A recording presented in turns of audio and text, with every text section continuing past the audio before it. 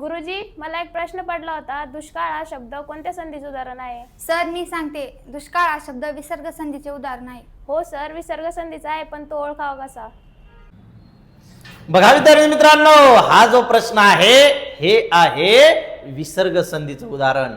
कसं? श विसर्ग श संधी. कसं लक्षात घ्या, जेव्हा विसर्गाच्या मागे ई आणि उ येत आणि विसर्गाच्या पुढे क ख प आणि फ क ख प फ आल्यास विसर्गाचा श होतो. त्याला म्हणतात विसर्ग श संधी. म्हणजे क ख प फ सोबत श षटकोनाचा जोड अक्षर होणार आहे. मग कसं? दुहू विसर्गाच्या मागे उ विसर्गाच्या पुढे क, तेव्हा विसर्गाचा श करावा. दुहू अधिक काळ दुष्काळ, निही अधिक पाप निष्पाप.